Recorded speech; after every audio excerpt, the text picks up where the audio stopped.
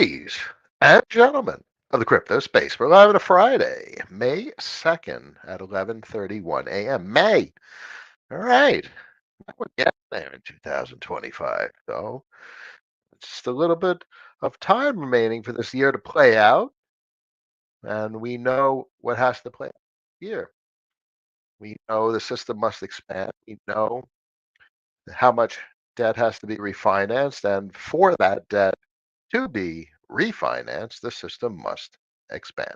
And the system being currency supply. And then the whole world is basically, the whole world basically revolves around the balance of currency supplies. How much of a particular currency supply is within any particular country? How much is held in reserves, and reserves being a fancy frickin' word for savings account.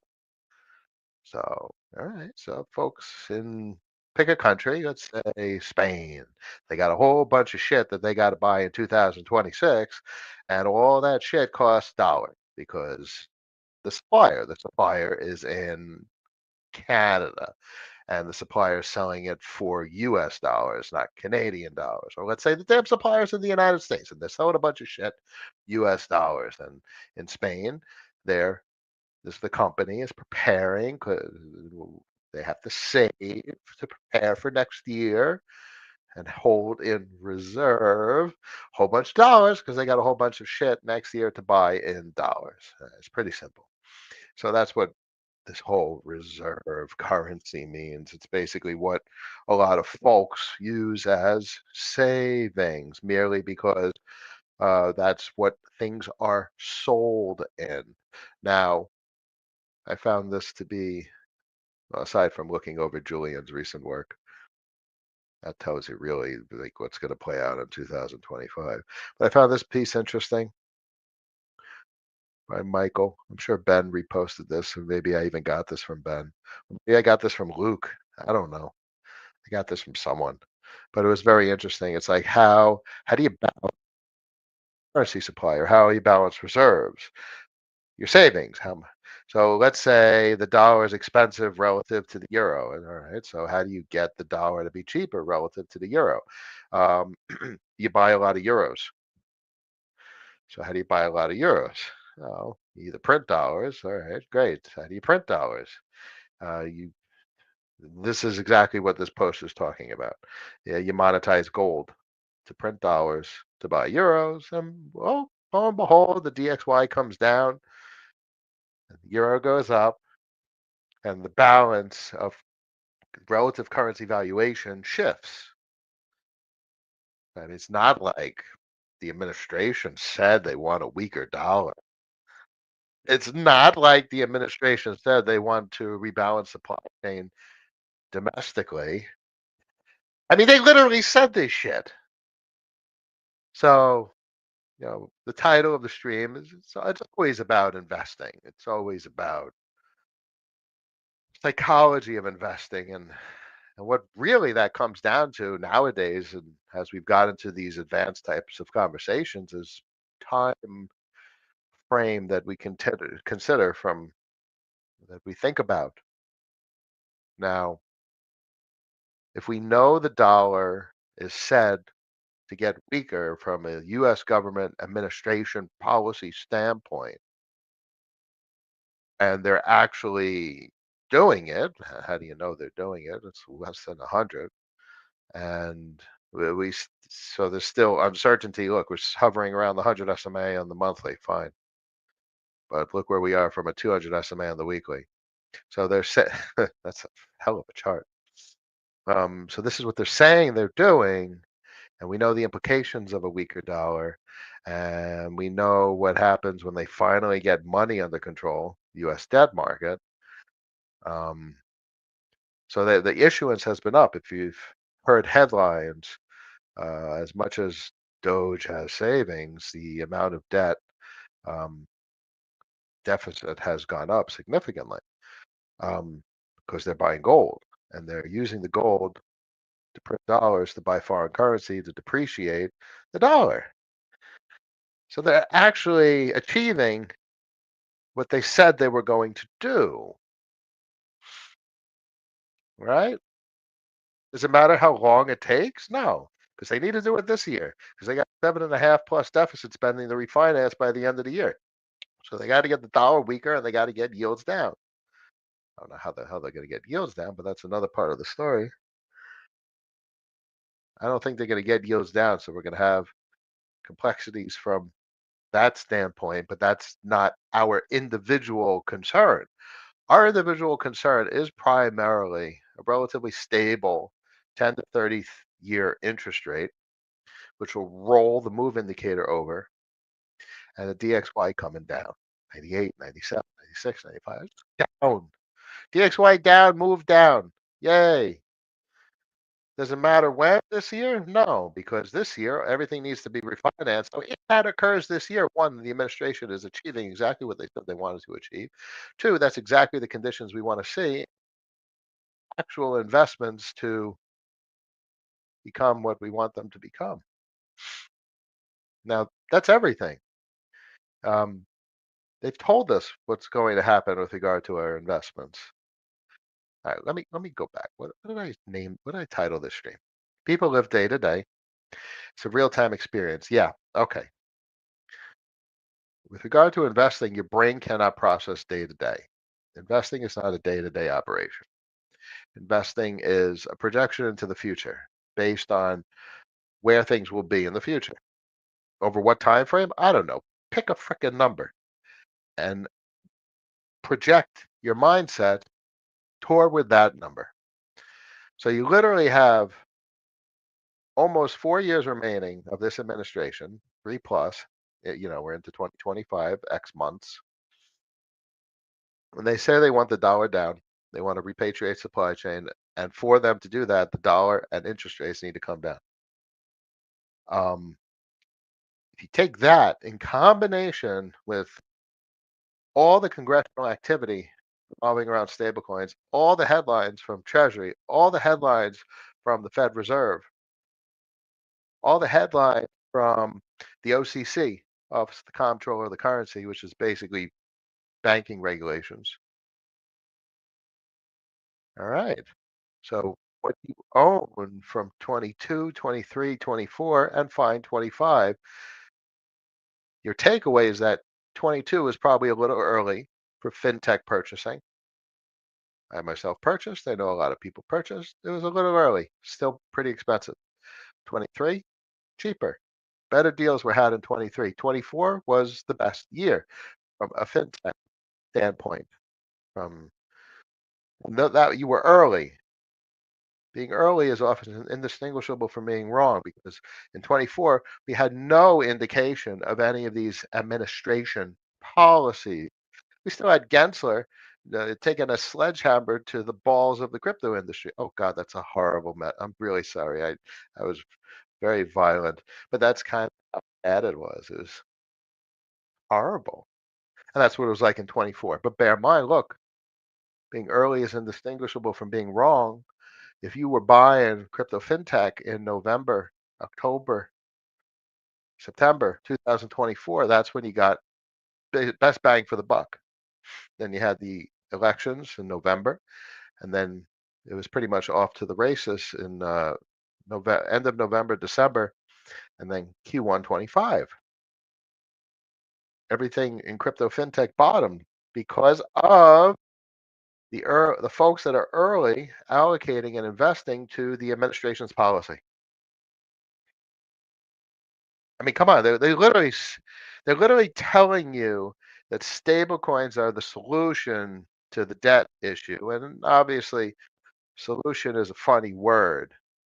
'Cause debt isn't really solved, it just expands. But it's the mechanism in which the system will continue to kick the can. And it just so happens they have become fond of the stablecoin concept. Oh, you want to further entrench the dollar? All right, we need more dollars, but we don't want it to be just in the hands of the banking sector. Oh, how do we bring it to the people? Stablecoins, the new world. So they like the stablecoins. Why? You know why they like the damn stablecoins? Because it has good political optics. You want to juice the amount of reserves or juice interest rates lower so the banks can lend their credit and increase their euro dollars, traditional euro dollars, or, oh, for the people, stable coins. Maybe governments around the world will create staking contracts where people will get their, a UBI, their airdrop. All right, there's endless ways. Once you're able to issue stable coins, I don't know. I'm just that's just a wild speculation. But once you could issue these things digitally, I mean, look what happened just a mere short couple of years ago in 2020. These dumbasses. Okay. I'm sorry. These dumb motherfuckers in government said we're going to send paper checks in the mail. Old people that don't know how to manage capital. Now, I appreciate that, all that from my grandparents' standpoint, my extended family, and old people, the complexity. But I'm just trying to say that's the best these dumb fucks had. You had this economic complexity, and these motherfuckers said we're going to mail, 1960s paper check to people. And, oh, they're all going to get them. They're all going to be able to open up their check app and deposit a paper check electronically or walk into a bank. That was the best that these people had. Now, obviously, the system of the status quo uh, takes forever to change, and fine. But where's it changing to? And that's the whole point of investing. Where's it changing from to where it's changing to? I think we're all in agreement that where it's changing from is basically a dumb shit situation where everything is stupid and they're using ancient, archaic, deprecated, backwater, stupid technology, paper checks. And we understand what has been built over the last couple of years and the power of it. So that means not only has the administration said this is their policy to push stablecoins because it could help with the debt issuance that needs to be done in order to kick the can, it's actually really good from a payments perspective, from a consumer perspective, and how they do it's another story because clearly it was a technical or it's a complexity to distribute all these paper checks. All right, so there's a technical complexity in how you figure out how to educate people about stablecoins. You think everyone got the paper check and was like, "All right, I know what to do with it." No, I mean people lost their checks, or so it's not easy. The logistics of monetary matters. So there's an education component. You mail a paper check to a 20-year-old nowadays, and they're like, I don't know what to do with this thing. I get a paper check in the mail, and I'm like, gotta be kidding me. Now, obviously, I have like a bank app, so you can deposit a paper check, but I'm saying this is some stupid shit the entire time. Absolutely insane. Anyway, so point being, from an investing standpoint, you have this long-term perspective. Druckenmiller says 12 to 18 months. I say that is short term. Cyclically, as Raul and Julian talk about, it's 4 to 5 years, and that's a Mike Howell type of statement as well. So guess what this year? Guess what year it is? What is that? From the camel from Geico. Mike. Guess what year it is? Right? Home day. She come on. I can't be that old that I'm the only one who remembers that Geico commercial. Mike. Yes. Yes. That's some funny stuff. So, okay, it's everything we've talked about. We already know what the investments are. And, I talk about, tongue in cheek, but what else could I be at this point? Here. Nope, not that one. This one. How can I speak at this point? Like, I understand that there's folks that are new to crypto. And there's going to, I mean, look at the community we have. It's 190 people live, and I appreciate each and every one of you because we all get to be a little bit more rational together. But you guys know that's microscopic, basically zero in the grand scheme of things. Bitfuck, well, Bitboy, literally had what, a million people listening to him? He destroyed the financial lives of millions of people. So I like this. It's a bit of a tongue in cheek poll because it's so simple. And in hindsight, it was always simpler than you ever thought it would be. Now, maybe I had to make money and maybe I had to lose money to understand this methodology, mentality of why it was always simpler than I thought it was. I mean, literally, did you buy, sell, and rebuy the same thing? Because maybe you bought it because it was going up and you sold it because it was going down, and then you rebought it because you thought it was going to go back up, which makes sense. So you have that concept of trading in there, and you're like, "Ooh, I want to capture that up, and I don't want to lose it on the way down from a total net worth standpoint, a spot price standpoint, a fair market value standpoint." Now, there's plenty of people that will support that behavior, but I have come to the conclusion that I am not critical of other people that support that behavior who or who engage in that behavior, but with regard to myself, I see that as stupid behavior, meaning for myself, I can do better. And better means have a long-term perspective on where the system is changing from to, and I buy shit over time. Anyway, you guys know the story. You guys know the story. There's three rules. Stick to the rules. Keep it simple. Traditionally called a wash trade, but most aptly called PHS. Do you have, ask your doctor about PHS. Let's see if we could do that real quick. Uh, no, Grok. Here, create a drug dealing with PHS. Paper hands.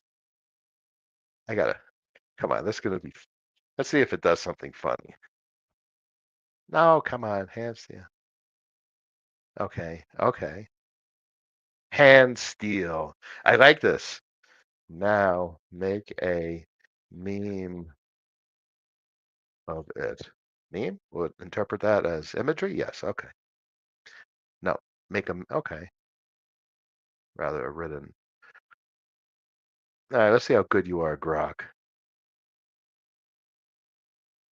Hand steel. You folks need more hand steel cream. Okay, these are horrible. What the fuck? Yeah, no. But this benefits of hand steel is the first FDA-approved oral medication to combat paper hand syndrome, a condition causing impulsive selling during market volatility. Our patented formula strengthens mental fortitude, helping you huddle through the storm.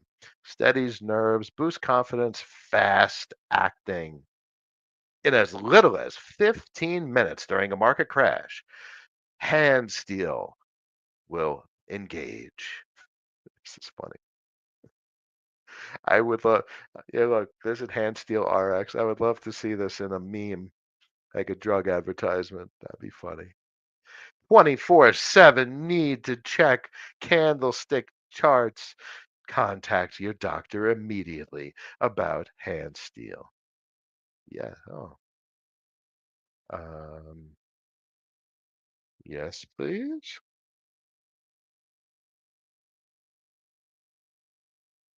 Let's see if it does it. This is funny. Hand steel.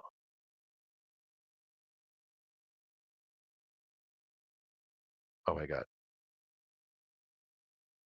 Yeah. Oh. This is cute. Diamond hands, hand steel, hand steel. Grip the hand steel. Okay, that is absolutely hilarious. What else have I talked about the last couple of days? I found this post great. That was a great post. I mean, come on. How is Velodrome not awesome? Okay, so what does that mean? 2 cents. Now, in hindsight, you don't always get things right, but sometimes things fall into place. Not because they're meant to be, but they fall into place because of good base instinct. Did you buy the right thing at the right time? So, or did you buy the right amount of the right thing? And this is a good example of that. I remember when Aerodrome was going fully vertical and people were like, all in, I'm going all in. Okay, not established. This is something that Arrow and I talk about often. Like, what is established? What is tested? You know what's tested? There's two things that are tested. Three. And there's plenty of things that are tested. Uniswap, tested. Aave, tested. Curve, tested. Balancer, tested.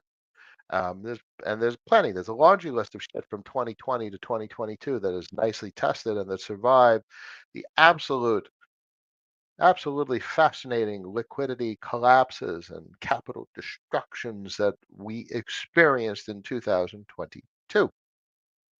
That's tested. Do you think Velodrome and Aerodrome and Drome Dromes and other VE33s have given us that kind of test? No, so it's not tested. All right, so what does that mean? This plays into a very simple calculus with regard to investing. You don't do your outsized bets on things that aren't tested. You do your outsized bets on things that are tested. So you have less risk and less reward, but a higher likelihood of being correct. And that's why my largest exposure is Curve. Very simple. It's the most tested stablecoin infrastructure in the entire crypto space.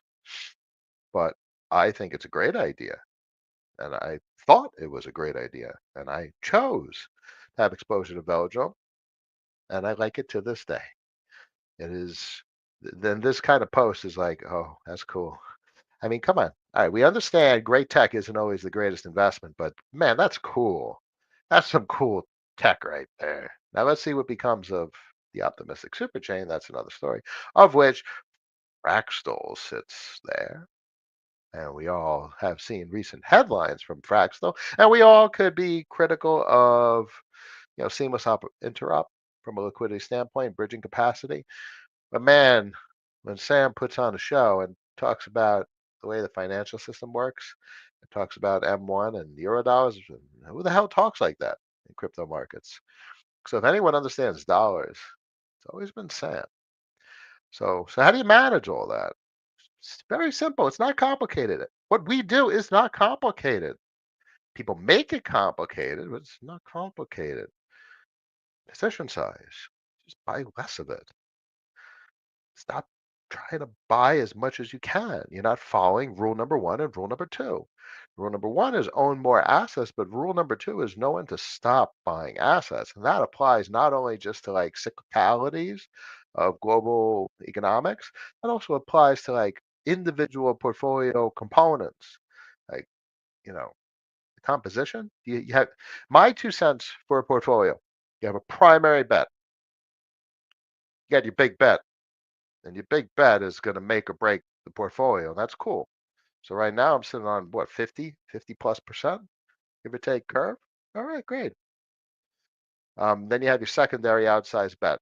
One primary bet, one secondary outsized bet, and then the rest, uh, lesser weight, less size, diversified, protect a little bit of capital, go out on the risk curve.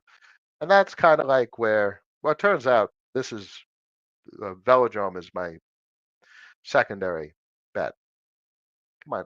What else in the crypto space screams what Velodrome offers? Talking about superchain exposure. It's Velodrome is on Unichain from Uniswap. How funny is that? I mean, it's just a force to be reckoned with, and it's gotta be at some point the decaying emissions catch up, just like every other protocol that have decaying emissions, that have a disinflationary supply. And guess what? Velodrome, it's the original that worked. So yeah, it's interesting because Curve was the origin of voter escrow. That's big stuff from like 2020. It's like synthetics who came up with the distributor contracts. Like, how many protocols literally use the synthetics distribution contracts? So Curve invented voter escrow, and then solidly invented the modified voter escrow, the concept of B33. And then it didn't work. And then it kind of worked because it was rebuilt, but that's irrelevant because Velodrome worked first before the rebuilt version of Solidly. So Velodrome is the first B33 that worked. And it just so happens it has a very big narrative associated with it, the optimistic superchain. And to such a degree that optimism is talking about it, that's cool. Now, how do you account for whether you're right or wrong in a protocol that hasn't been tested? All right, position size. You don't make it your primary damn position. The worst thing that happens if you undersize a position is it doesn't become what you hoped it would become. So as much as that's disappointing, you're also not you don't destroy a portfolio like that. You undersize a position. If you oversize a position and you get it wrong, that's how you destroy a portfolio. Okay? Yeah. Look at what Pierre said. Bella's going nowhere. There. Look, it's a kind of literally the whole concept of optimism is like, hi, I see you, Velo. What you're doing is integral to what we're doing at optimism. That's so interesting. I like that. Okay, enough preachy from the captain. Let's do a little bit of commentary and see if I can help anyone with the craziness that's going on in these markets. Hey, well, good morning. Always a pleasure. Sir Joe, present and accounted for. Snoke, Mr. Captain, hello. Killis, hi. Morning, soon. John, morning cab. Did you ever end up getting a llama? And I don't have any llamas. That's cool. I like them, and I like the memes, but I don't have them. And they started paying because of SCRVUSD. That's cool. That's cool. That's cool. That's cool. It's a derivative product. Anything that's not a primitive is a derivative. So I like that. Guess what? That strengthens the Curve ecosystem if it's exciting and enticing, and I like that. Um, Never got one, and that's okay. I got other shit I got going. I got to getting a roof for the house. I got to pay that thing. So I got. Like, you notice I just said I didn't get a llama. I got a roof, but they're the same thing. An expense. So there's also the shit at the supermarket. Llama, roof, supermarket. And you gotta bridge the gap between investments and paychecks and bank accounts and I don't know how much USDC you have. You gotta break down the borders and start to see all of that as your pool of capital, your cash, and how you manage that cash across different obligations really tells you how well you've wrapped your head around capital management. Because if you could see the USDC or CRVUSD that you have in your account in terms of, all right, I got a roof I got to pay for, or I got some, what's my grocery budget for the month, and how much do I have in a bank account, like an HSBC bank account or whatnot, and you're balancing the amount of capital you have and across all these accounts, and you know how to move capital from one account to the other, and you know how to make payments using the capital, be it, a debit card type product or a credit card, and you're able to pay the credit card vis-a-vis one of these accounts, that means you're becoming advanced with regard to capital management. There's a negative, there's a burden associated with having multiple accounts, like multiple bank accounts. It sucks. It's a pain in the ass. And then oh, there you go. Now you have a crypto account. Oh, now you have your hot wallet and then your cold wallets. And you got two cold wallets, and then now you got to manage. There's three accounts right there, and you got two regular bank accounts, and then you got five accounts. And how do you manage all this capital? So you got to wrap your head around all this stuff, and that will tell you when you're finally getting a grip over things, a grasp of things, when you could wrap your head around where the capital is and what you need it for. And I don't know, that's my 2 cents. Because it's taken a long time for me to be able to see like stable coins as, all right, I need to pay for this. I need to pay a mortgage payment or a car payment. Or my wife has a debit card that's for groceries for our kids. It's literally just for groceries for our kids. Load capital on that debit card. Right, maybe. Depends how capital is in the bank account. Or maybe I loaded from some stable coins. All right, great. How much stable coins do I have? And it depends. Depends because capital comes in from work and capital comes in from crypto work. So which one is used to load this grocery debit card? Not easy. Not easy. Killers. Again, sorry, I have PTSD from hearing that name. I have PTSD from hearing his tone of voice and how indifferent he was. The boy could not commit to a position whatsoever. He still doesn't commit to a position. Talk about absolutely no conviction. Uh, he's got to be a horrible investor. Maybe that's exactly what it is. He literally just he can't see the market. He can't see what things are, or maybe he just doesn't want. Maybe it's a political optics type of thing. I don't know. Either that, or he's just a shit investor. It's one of the two, and he has no strong convictions at all. Jeepers creepers. If stables like PYUSD don't need liquidity incentive systems like Curve Convex to survive, then isn't that bearish for the idea they'll need them to be on chain? Well, Tether doesn't use liquidity incentive systems either. But liquidity incentive systems aren't for stablecoins. Liquidity incentive systems are for startups, are for entrepreneurs, and, you know, Tetranode did a post some years back about if you're creating a business, and what is a business? We talk about businesses all the time in crypto. And a business has a token. A token does some shit, does some governance, it gets some cash flow, so on and so forth. Whatever. It's a token, dollar sign, hashtag TOKEN. So in order to launch a business or create a business, your token needs liquidity. And now it doesn't just spontaneously get liquidity. You want to finance it. It's the same thing with advertising and billboards. And how do you get attention to your product? Liquidity can be akin to attention. If you can't get attention to your token, you don't really have a business. If you can't get attention to your traditional business via an advertisement, you don't have a freaking business. So you need attention. So you need an advertising budget. And that's what liquidity financing is. It's advertising, it's financial advertising. How about that one? That's an interesting thing. Liquidity financing is a B2B product. It's akin to a billboard for traditional financial businesses.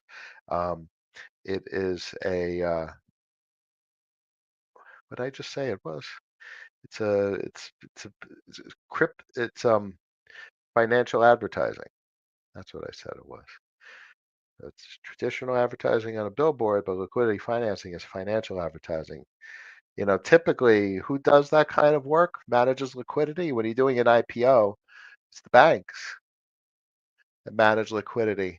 And then it's the rules because, like, let's say you go on Fidelity.com. The way these banks work is they carry inventory.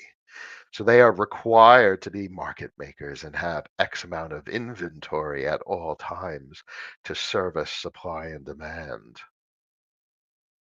So this exists in traditional finance. The only difference is this is a very public, transparent um, system that anyone could access. That's why it seems so awkward, is because we've never really seen this public facing before. And we're finally, over the last couple of years, starting to digest what all of this shit really is. What have they been doing in finance? And now we're like, all right, financial advertising. Okay, market making. All right, these are all traditional concepts. I find that interesting. Um, so it's not the liquidity financing for stablecoins.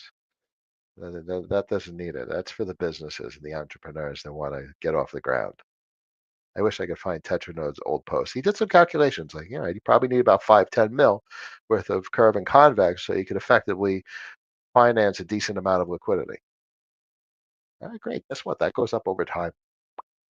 But I think his take is he always got it, and he has that long term vision. That boy, if sat through 22, 23, and 24 and so much Ethereum. I don't know. He doesn't care. He's going to come out in the future, and it's going to be exactly where we think he'll be. Athletic Concept, hi Cap, how are you? Mr. Barata, hi Cap, talking about stables. I've heard something about a new project called Alto. Have you heard something about it? Yeah, it's Tapioca. Tapioca Reborn. I look forward to Tapioca finally coming online. Uh, the signature flow, the whole model of how it works, I always appreciate it, and I look forward to seeing it in action. Um, I mean, in theory, it's an uphill battle, but I mean, look at VE33s. It has the potential to be um, something that is self-initiating and expansive. So I look forward to seeing what it does when it goes live, because you're not going to know what its potential is until it goes live. But old school Tapioca that went live for like a day, and now it's not a new project. It's the same exact idea and vision, just with a different brand. Careless, yeah, that was funny stuff. That is a meme point. Era, I still have plenty of velodrome and aerodrome exposure, but I'm quite comfy having rebalanced slightly. Listen, comfy. Your keyword there is comfy. Your noise there is velodrome and rebalancing. That's the noise. The signal is you found some comfort because velodrome, cool. Velodrome, all right. Plenty of people could say, I like it, I don't like it, but that's probably going to be interesting in the future. Which one's going to be more interesting? No one knows. Check back in a couple of years and you'll see which one's more interesting and does better price performance wise. So the point is, your key word is comfy. Because the only way you're going to let time pass, ladies and gentlemen, is if you fall. That's cool. I mean, Bitcoin's at 97. Chart looks great.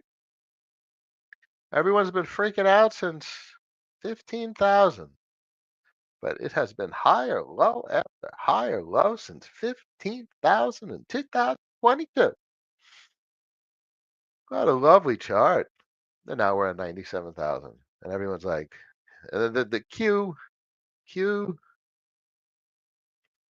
hand steel, hand steel, paper hand syndrome.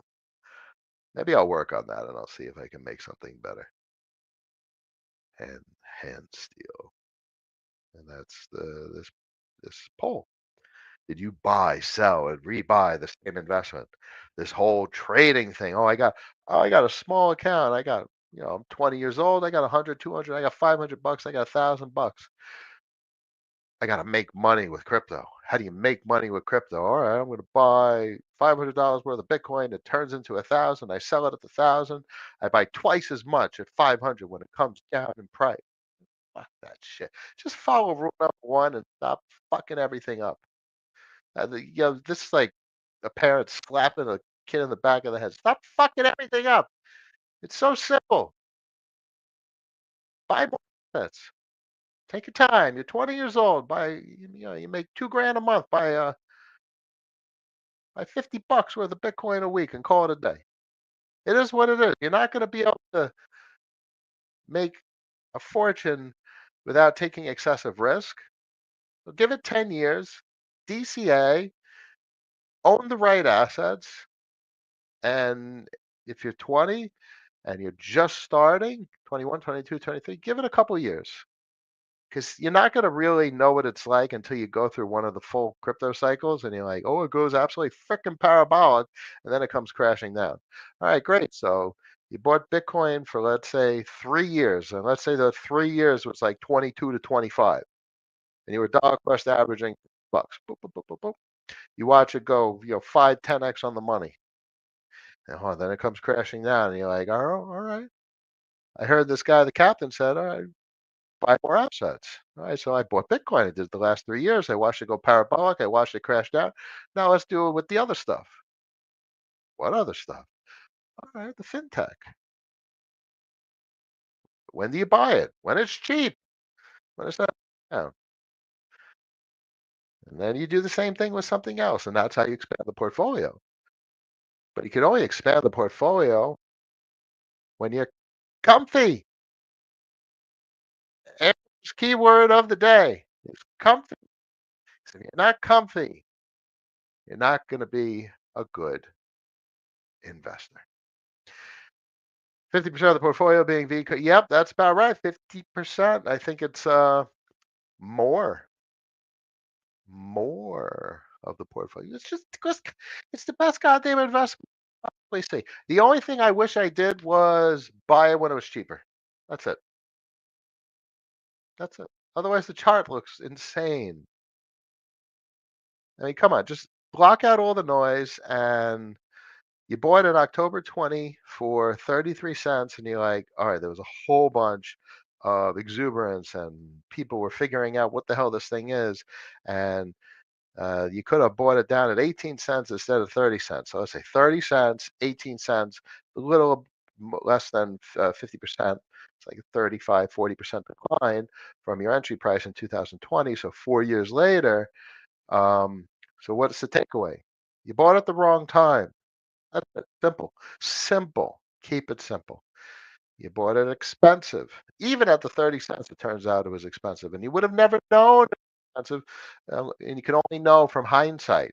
And the hindsight is right about now. So, you know, you look back and the things, this is a logarithmic chart, so it'll drive you nuts.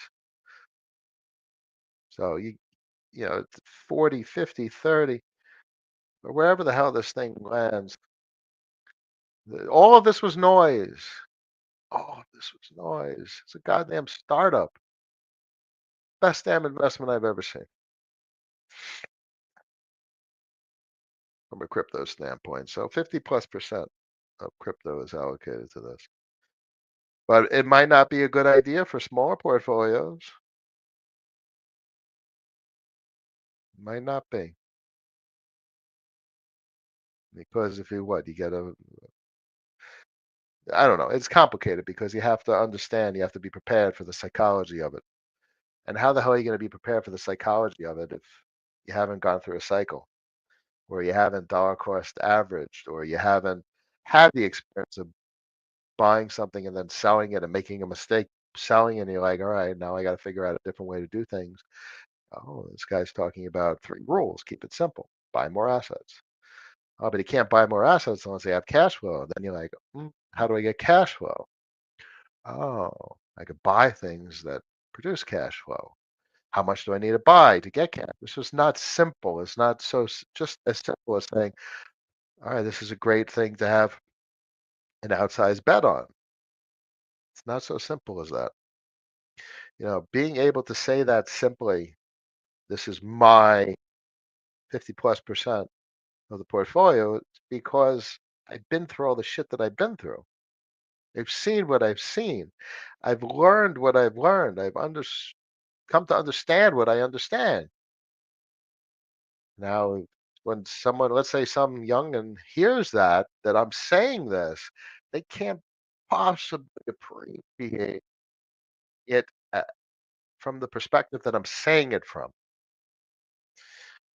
So there'll be all that emotional insanity that comes along with um,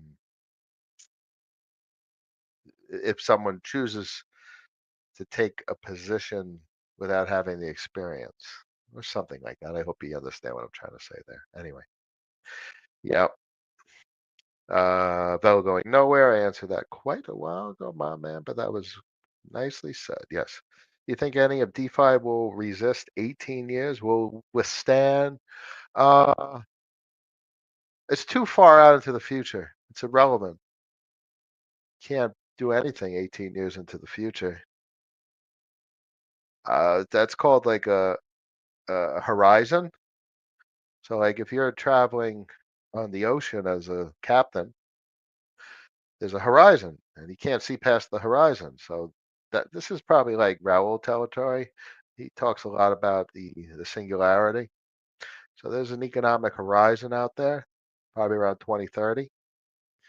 And I agree. I like the way he talks and what he talks about. So, we have until about 2030, but 18 years, this entire planet is going to be operating on robotics and artificial intelligence. So it'll be a different world. So you can't, who- 18 years doesn't, you can't do anything thinking that far into the future. So what's a good sweet spot? I don't know. Druckenmiller likes 12 to 18 months. I know a lot of folks, big traders, um, they do shorter time frames.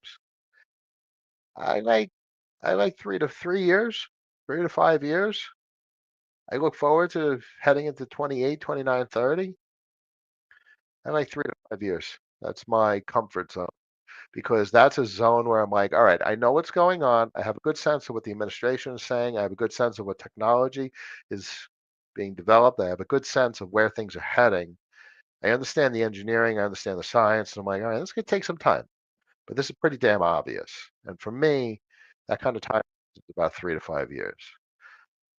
So you got to identify your time horizon. If your time horizon is 5 minutes, ladies and gentlemen, that's not investing. That'd be gambling. Our leveraged loop stablecoin positions on something like resupply a decent route to de-risk. Why wouldn't you want it over spot? I don't like derivatives. I don't like looping, but I sure as hell like other people doing it and paying me to do it. So that is why Contango, I'm not going to pull it up, but Contango is just the product. Go, everyone could go loop all you want. Just come on, pay up. So I like that very much. I don't have any interest in the concept of de-risking. What does de-risking even mean? I have cash, Bitcoin, and stablecoins. It's my definition. I have cash. I have investments. With regard to the cash, the stablecoins are priced at $1. Great. The Bitcoin is priced at market price, spot price. It's going to vary over time. I have no control over the Bitcoin price. That's a key statement that so many folks don't really appreciate. Further, no control over the price of my investments. So what does that mean? Um, I don't really care. And I care about whether I'm right or wrong and over what time horizon, 3 to 5 years. And if I'm right over 3 to 5 years, then I don't really have to contemplate um, not being. If I'm proven right, then it's all good. And I sit back and it's all gravy going forward. Um, so I'd rather have spot stables because the key word, as Arrow said, is comfy. Not bear in mind if you could loop and leverage some stable coins and get like 20, 30%. All right, fine. You take 10, 15, 20% of your cash and you can play with that. You know when that works out nicely? If you could get 30% on stable coins and uh, you have a $10 million portfolio and you could allocate $1 million and you're getting 30%. So, all right, fine, cool. That's an extra $300,000 a year on 10% of your portfolio. So you're risking 10% of your portfolio for an extra six figures a year. All right. So size of a portfolio allows you to do different things. As everyone understands at this point, money. So you could take much greater risks with much smaller parts of your portfolio. The larger the portfolio is, the smaller the portfolio you want it. You're still taking the same risk, but it's a different type of risk. And it's like, I don't have that kind of portfolio. Those numbers that I just said, but I could sure as hell own 50+% of Curve because I know where things are basically going based on where we are in consideration of where we have come from. Anyway, I hope that helps. But it's cool. Resupply. I like it very much. It's a Curve Federation component, and yet another component that furthers the strength and wellness of the Federation. Mix, always a pleasure, my friend.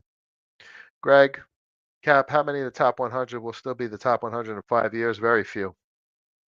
That's just historically the way the world is. It will change. It's guaranteed. Thin Air, thank you very much. You are very welcome. I hope my ideas are reasonable.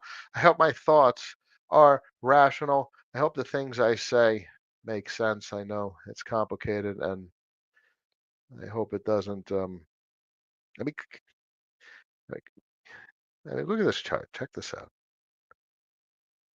Get rid of the noise. Get rid of the noise. Get rid of the noise. Get rid of the noise. And look at this chart. Basically horizontal. Look at that.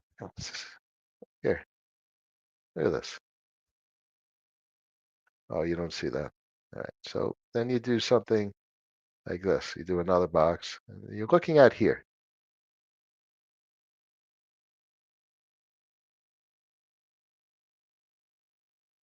Do yourself a favor. Why is this?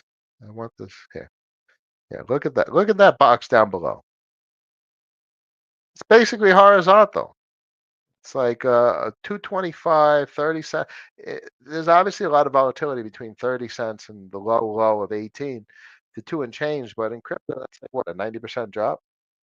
Because anything above that was just bullshit exuberance. Just people getting greedy, pigs get slaughtered, or the initial hyperinflationary decay. You have to understand what we went through in 2020 and why there was a hyperinflationary decay. So that's another story. It's a historical event, the inception of this entity we call the Curve Federation. But look, this is such a lovely horizontal chart. So many folks have such a horrible opinion of this lovely, lovely chart. Friday, May 2nd, 12:24 p.m. Peter's coming in the last minute. I am ending the stream now. Welcome and goodbye simultaneously, my friend. 12:24, 384 people made it to the end of the stream, and we are all now that much more rational because of it. It's a weekend. Chill, woosah, stay rational, sit in a sauna, do what you have to do, acupuncture, meditate, all those good things, and take your time, slow down. And when things become slower, you will become more comfortable, and you will be that much better of an investor once you find comfort. I will see you guys and gals next week. Until then, peace.